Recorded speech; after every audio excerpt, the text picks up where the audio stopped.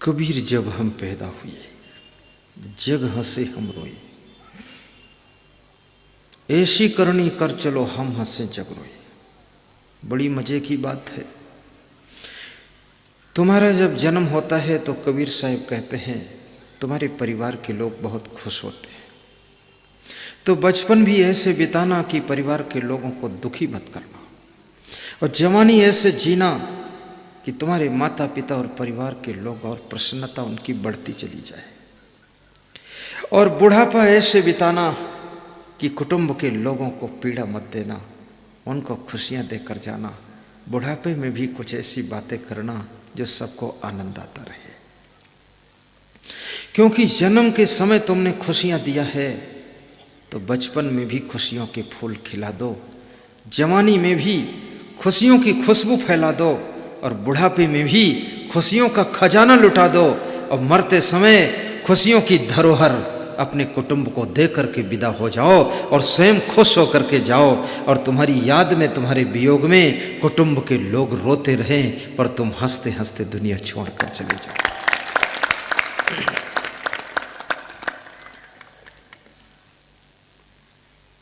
जीवन को मधुर बनाना,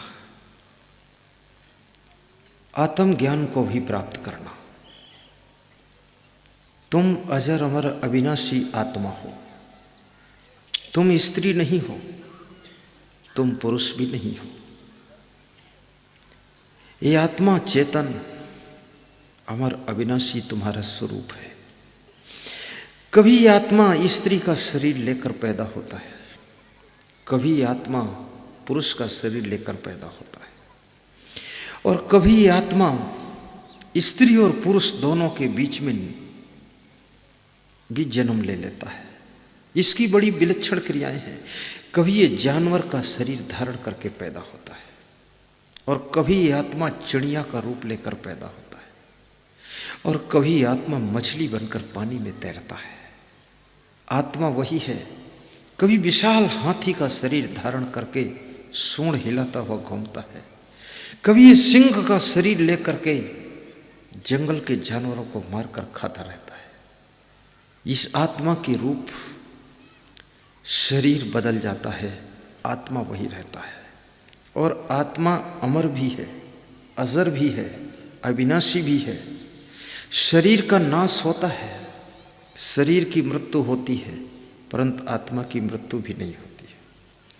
और जो भी जिस शरीर के द्वारा आत्मा ये कर्म करता है वो इस शरीर में भी कर्म का फल भोगता है, और इस शरीर में अगर पूरा भोग नहीं हुआ तो उन्हीं कर्मों के प्रभाव से नया शरीर, दूसरा शरीर फिर मिलता है, और फिर उस शरीर में भी कर्मों का भोग होता है।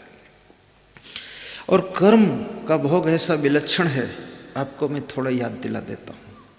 महात्मा बुद्ध ने बड़ी अच्छी बात कही है। बुद्ध ने कहा है कि 1000 गायों के बीच में जब बछड़ा जाता है तो अपनी माँ को ढूंढ करके उसके नीचे दूध पीता है। ये बछड़ा पढ़ा लिखा नहीं है, इस बछड़े के पास में अपनी माँ का फोटो भी नहीं है। तुम तो फोटो भी खींच लेते हो, मेरी माँ ऐसी थी, लेकिन उस बछड़े के पास में कोई फोटोग्राफर फोटो नहीं देता है, ना उसके पास मोबाइल है कि बात कर ले मम्मी कहाँ हो। वो बछड़ा 1000 गायों के झुंड में पहुंच करके अपनी माँ को चुपके से ढूंढ लेता है और आंखें बंद करके दूध पीना शुरू कर देता है। जैसे एक बछड़ा अपनी माँ को हजारों गायों के झुंड के बीच में ढूंढ लेता है और दूध पीता है, ऐसे ये कर्म रूपी बछड़ा आत्मा रूपी गाय को हजारों हजारों जन्मों के बीच में भी ढूंढ लेता है, और कर्म का फल उसको दे देता है कि ये तुम्हारी ही कर्म का फल था, 2 जन्म बीत चुके हैं, अब इस कर्म का फल भोग लो, तब छुटकारा मिल जाएगा। कर्मों के प्रभाव से ही आपको माता पिता मिलते हैं। बेटा और बहू, सास ससुर, जमाई, भाई बहन, पड़ोसी, ये सब कर्मों का ही प्रभाव है। आपको कैसी पत्नी मिलेगी आपको कैसा भाई मिलेगा, कैसा पति मिलेगा, कैसी सासू मिलेगी, कैसी लाड़ी मिलेगी, ये सब अनेक कर्म आपके साथ में जुड़ते हैं। अनेक जन्म के कर्मों के प्रभाव से इनका मिलन होता है। इसलिए हमेशा अच्छे कर्म करो, पवित्र कर्म करो, पुण्य कर्म करो, परोपकार के कर्म करो, ताकि आपको अच्छे माता पिता मिले, अच्छी पत्नी मिले, अच्छे पति मिले, अच्छे भाई बहन मिले, अच्छी लाड़ी मिले, अच्छे सास ससुर मिले, और आपका जीवन हंसता मुस्कुराता हुआ गुलाब जैसा खिला हुआ महकता रहे। क्यों? क्योंकि सुख तो सब चाहते हैं, पर सुख उन्हीं को मिलता है जिनके कर्म बहुत अच्छे होते हैं। कर्म सुधारो। कई बार लोग अपना हाथ दिखाते हैं ज्योतिषियों को कि ज्योतिषी जी तुम देखो, कुछ करो, इसमें रेखा बदल दो। मैं भी हाथ देखता हूँ, मेरे पास बहुत लोग आ जाते हैं, देख लो मेरी रेखा। तो मैंने तो देखना बंद ही कर दिया, ये सब खामखा का लफड़ा है। लेकिन कर्म में वह शक्ति है कि तुम्हारे भाग्य की रेखा को भी बदल सकता है, याद रखना। बचपन में जैसा तुम्हारा कर्म था वो भाग्य बनकर जवानी में आ जाता है, और जवानी में जिस तरह के तुम्हारे कर्म हैं वो बुढ़ापे में भाग्य बनकर आ जाते हैं, और बुढ़ापे में जैसे कर्म किए हो मौत तक आ जाते हैं। इस जन्म के कर्म अगले जन्म में भाग्य बनकर आ जाते हैं। इसलिए याद रखना, आपका कर्म ही आपके भाग्य की रचना करता है। भाग्य को भगवान नहीं बनाता है, भाग्य को बनाने वाला तुम्हारा कर्म ही है। कर्म की कलम अगर सही चलाओगे तो भाग्य की तस्वीर अच्छी बन जाएगी, और कर्म की कलम को गलत चलाओगे तो भाग्य की तस्वीर बिगड़ जाएगी। सत्संग आपको कर्म करने की शक्ति देता है, अच्छे कर्म करने का बल देता है। कभी कभी मनुष्य के मन में माया के प्रभाव के कारण गलत कर्म करने की चेष्टा होती है, गलतियां करने की इच्छा होती है। संसार में माया का प्रभाव भी बहुत बड़ा है। बचपन में जो लोग बहुत अच्छे थे, सत्संग नहीं मिला, माया का प्रभाव लग गया, तो जवानी में बहुत खराब हो गए। और जवानी में जो लोग बहुत अच्छे थे, सत्संग से दूर हो गए, तो बुढ़ापे में माया का प्रभाव पड़ा, बिगड़ गए, डिस्टर्ब हो गए, दारू पीने लगे। कितने लोग बुढ़ापे में दारू पीना शुरू करते हैं, तो उनसे पूछो क्यों पीते हो, तो कहते हैं जिंदगी बिना दारू के गुजर गई, लास्ट में थोड़ा टेस्ट ले लूं फिर मरूं तो अच्छा है, लास्ट में पी रहे हैं। इस मायावी संसार में बचने के लिए, अपने आप की सुरक्षा के लिए सत्संग की बाउंड्री के अंदर रहना ठीक है। सत्संग आपको बहुत बचाता है, अन्यथा कब मन बिगड़ जाए, कब तन बिगड़ जाए, कब इंद्रियां बिगड़ जाए, कब क्या गड़बड़ हो जाए।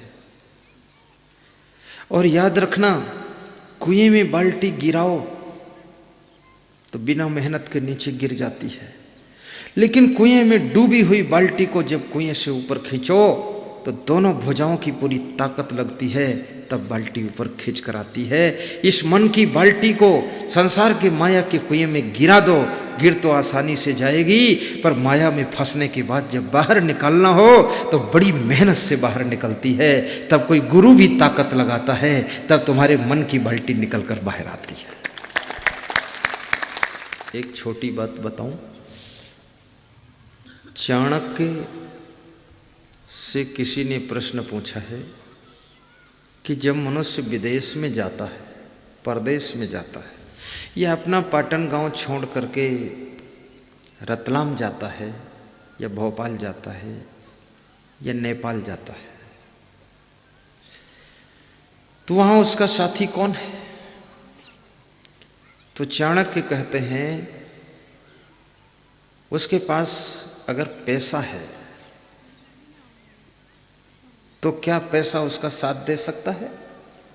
पैसा तो गृह काट, जेब काट लेंगे, चोर चुरा लेंगे, कोई पुलिस वाले मिल गए वो भी दक्षिणा ले लेंगे। पैसे को लेने वाले बहुत हैं, वो भी छूट सकता है। रात में सो गए, कोई थैला गायब कर दिया, फिर भारत देश में थैला गायब करने वालों की कमी नहीं है, बड़े दयालु लोग हैं। थैले पर ही नजर रखते हैं। तो विद्या मित्रम प्रवासेषु, प्रवास काल में, विदेश में, घर से बाहर जाने के बाद आपका मित्र यदि कोई है तो विद्या है। विद्या क्या है? आपके अंदर जो गुण हैं, आपके अंदर जो कलाएं हैं, वो आपको मित्र की तरह मदद करेगी, वही आपको सहारा देगी। भार्या मित्रम गृहेषु च, और घर के अंदर तुम्हारा मित्र तुम्हारी पत्नी है, दुख सुख में साथ देगी। बीमार हो जाओगे तो दवा खिलाएगी, पानी पिलाएगी। धर्म पत्नी यदि है तो, और धर्म पत्नी नहीं है तो बीमार हो जाओगे तो अपने मायके चली जाएगी, तुम पड़े रहो। लेकिन अगर वास्तव में पत्नी है, धर्म पत्नी है, तो वो साथ देगी। व्याधि मित्रम तस्य सुधम, और बीमारी के समय तुम्हारा मित्र दवाई है, मेडिसिन। लेकिन मृत्यु के समय तुम्हारा दोस्त कौन है? धर्मो मित्रम मृतस्य च, धर्म ही मृत्यु के समय तुम्हारा मित्र बनता है और धर्म ही तुम्हारे साथ में जाता है, बाकी सब इधर का इधर ही छूट जाता है। धर्म साथी है। कैसे साथी है? एक छोटी सी कहानी बताता हूं। मैंने सुना है कि किसी गांव में एक सेठ जी रहते थे। सेठ जी के 3 मित्र थे। पहला मित्र सेठ जी के साथ साथ दिन रात रहता था। दूसरा मित्र दिन भर साथ रहे, रात को अपने घर चला जाता था। तीसरा मित्र कभी कभी मिलता था और कभी कभी नहीं मिलता था। तीसरे मित्र से सेठ जी का लगाव भी ज्यादा नहीं था, लेकिन प्रथम मित्र से लगाव ज्यादा था।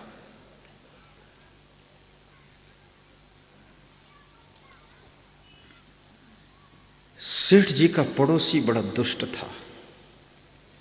उसने सेठ जी के ऊपर कोई झूठा मुकदमा चला दिया। मजिस्ट्रेट ने सेठ को बुलवाया कि अपने मुकदमे की साक्षी दो, गवाही दो, आपका मुकदमा फाइनल कर दो। सेठ को बड़ा नाज था कि मेरे 3 मित्र हैं, किसी को ले आऊंगा। सेठ अपने घर को आए, प्रथम मित्र से बोले कि चलो मुकदमे में गवाही दे दो। पहला मित्र बोला, हमने दोस्ती किया है, मैं गवाही देने नहीं जाऊंगा, घर तक साथ दूंगा, इसके आगे नहीं जाऊंगा। तो सेठ दूसरे मित्र के पास गए। दूसरा मित्र बोला, मैं कोर्ट के गेट तक जाऊंगा, उसके आगे नहीं जाऊंगा। तो सेठ ने कहा, मजिस्ट्रेट के सामने जरूरत है, कोर्ट के गेट पर क्या करोगे? बोले, जो भी करेंगे करेंगे, पर वहीं तक रहेंगे। तो तीसरे मित्र के पास सेठ गए, बोले तुम ही कृपा करो। तो उसने कहा, आप तो मुझको भूल ही गए थे, अब स्वार्थ लगा तो मेरे पास आए हो, मैं तो बिल्कुल नहीं जाऊंगा। तीसरा मित्र पूरा इनकार कर दिया। जब मनुष्य का सहारा सब तरफ से टूट जाता है, तब मनुष्य के पास में रोने के अलावा, दुखी होने के अलावा कुछ शेष नहीं बचता है। सेठ जी बैठ गए और रोने लग गए। और रोना भी एक ताकत है, याद रखना। रोना निरर्थक नहीं है, रोना ताकत है। इसलिए महिलाएं जो हंस करके काम नहीं करा पाती हैं अपने घर में, वो रो करके फिर वो काम करा लेती है। रोना एक ताकत है, और रोने में स्वास्थ्य भी है। रोने से हार्ट अटैक नहीं होता है। अगर तुम सप्ताह में एक बार ठीक से रोते हो तो हार्ट अटैक की बीमारी नहीं आएगी आपको। रोया करो, चालू करो। ये महिलाओं को हार्ट अटैक इसीलिए ज़्यादा नहीं होता है। अगर 100 मरीज हार्ट अटैक के हैं तो 99 पुरुष होंगे, 1 महिला होगी। इनके हार्ट है नहीं, क्या है, पर इनके हार्ट पर गलत असर नहीं पड़ता है, क्योंकि दुखी होती हैं तो रो लेती हैं, कष्ट होता है तो रो लेती हैं, और जरा सा अच्छा लगता है तो हंस लेती हैं। पुरुष को हंसना भी कठिन है और रोना भी कठिन है। हंसने में पुरुष सोचता है इज्जत का सवाल है, और रोने में सोचता है कि इमेज डाउन हो जाएगी। अब तो हार्ट डाउन हो जाता फिर। सेठ जी दुखी हो गए। तीनों मित्रों ने इनकार कर दिया। सेठ जब दुखी हुए तो तीसरा मित्र उठकर खड़ा हुआ। उसने कहा, सेठ जी रो मत, मैं आपके साथ में चलूंगा। आप भले ही हमको भूल गए तो भूल गए, लेकिन मैं आपको भूलूंगा नहीं। मैं चलूंगा और मजिस्ट्रेट के सामने पूरा गवाही दूंगा, आपका मुकदमा जिताऊंगा। सेठ के साथ में तीसरा मित्र जाता है। मित्र उसी का नाम है जो संकट की घड़ियों में काम आता है। दूध पीने वाले मित्र तो बहुत होते हैं, चाय पीने वाले मित्र तो बहुत ज्यादा होते हैं, लेकिन खून देने वाले मित्र दुनिया में बहुत कम होते हैं। खून देने वाला मित्र ही मित्र है, चाय पीने वाले तो स्वार्थी लोग हैं। कभी तुम्हारे मित्र को जरूरत पड़े, धन भी सहयोग में लगाना, तन भी लगाना, रक्तदान भी करना, समय दान भी करना। और मित्र के लिए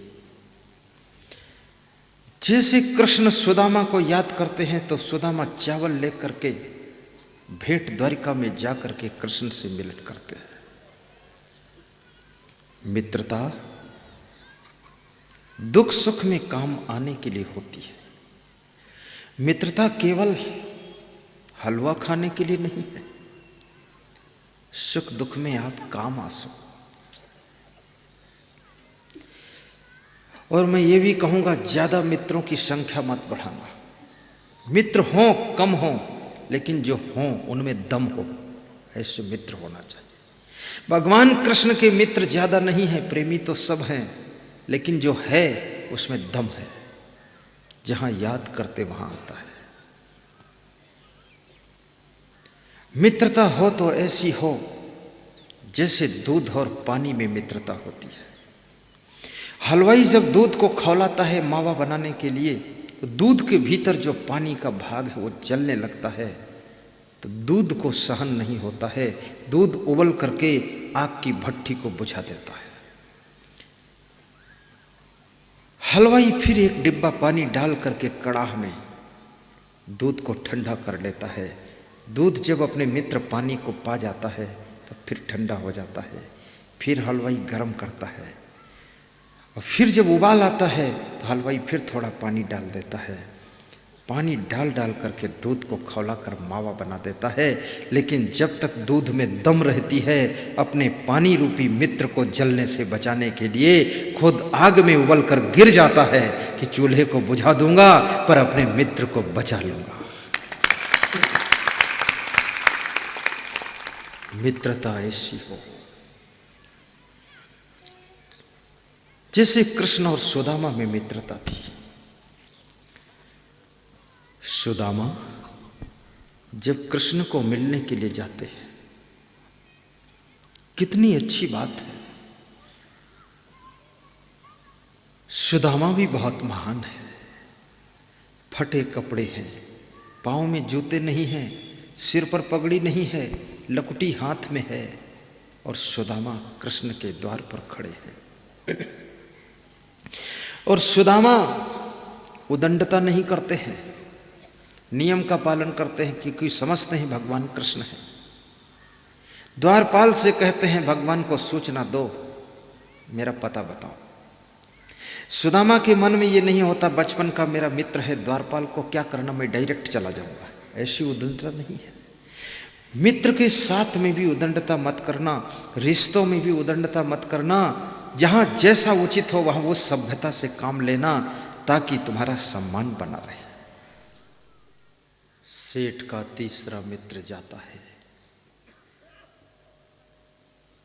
भरपूर गवाही देता है, सेठ का मुकदमा जीत जाता है। सेठ खुशी खुशी घर को वापस आ जाते हैं। ये सेठ कौन है? ये जीव ही सेठ है। और हर जीव के तीन तीन मित्र हैं। पहला मित्र धन है, दूसरा मित्र कुटुंब है और तीसरा मित्र धर्म है। धन के लिए जीव दिन रात दौड़ता रहता है।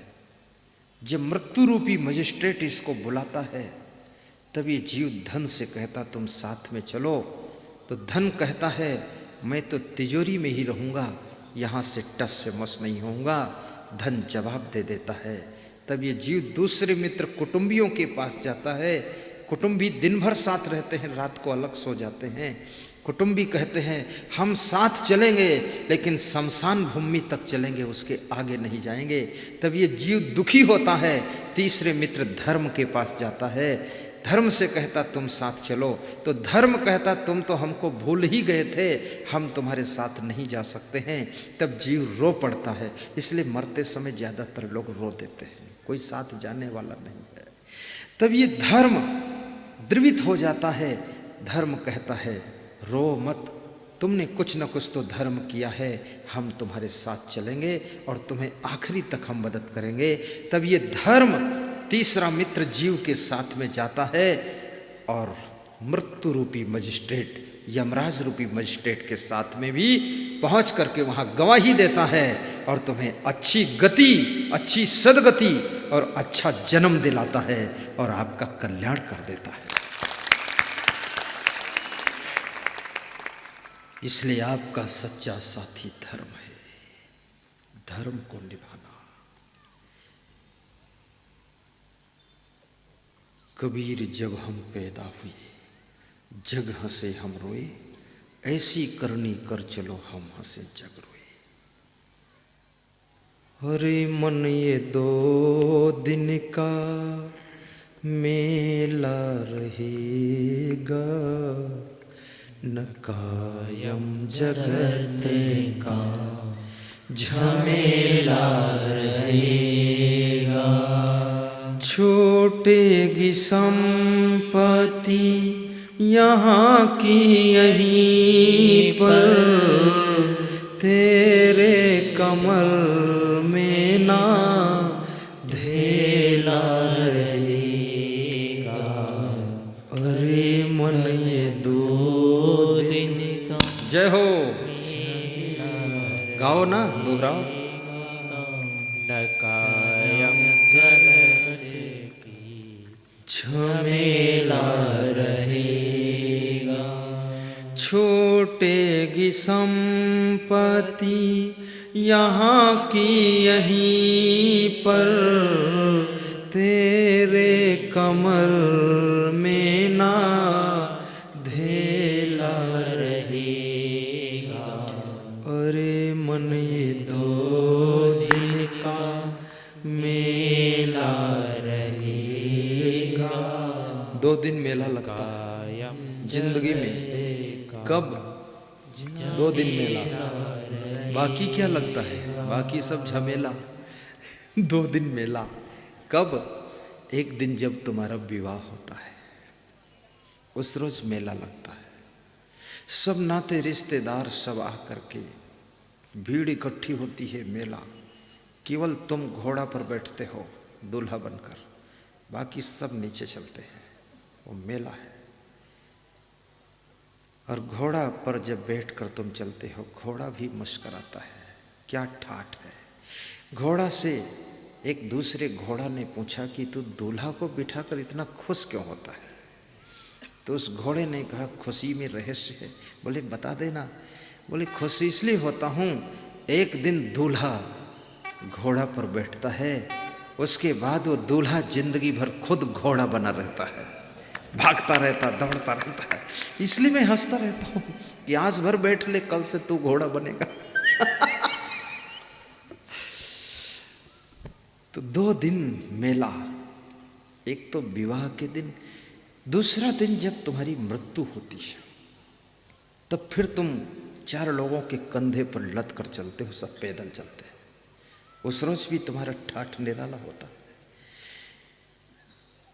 2 दिन मेला है, बाकी जिंदगी भर क्या है क्या? बाकी जिंदगी भर झमेला ही झमेला है, मेला नहीं है। इस झमेला को भी मेला बना लिया जाए, पूरी जिंदगी हमारी मेला हो जाए, आनंद से परिपूर्ण हो जाए। सरल स्वभाव, निर्मल मन, सहनशील अंतःकरण, गलतियों से मुक्त कर्म, हंसता हुआ जीवन, मुस्कुराता हुआ मन, किसी भी आदत का कोई प्रभाव नहीं है। ऐसे जीवन में हर रोज मेला ही मेला है, वहाँ झमेला खत्म हो जाता है, केवल मेला ही मेला रह जाता है। आपका जीवन झमेला से मुक्त हो, ऐसी मैं शुभकामना करता हूँ। सीधे बैठो, सत्संग विसर्जन का मंत्र बोलो, बैठे रहो, कोई जाना मत। सर्वे भवन्तु सुखिनः, सर्वे सन्तु निरामयाः, सर्वे भद्राणि पश्यन्तु, मा कश्चित् दुःखभाग् भवेत्। सुखी बसे संसार सब, दुखिया रहे न कोई, ऐसी मेरी भावना पूर्ण करो प्रभु सोई। शांति शांति।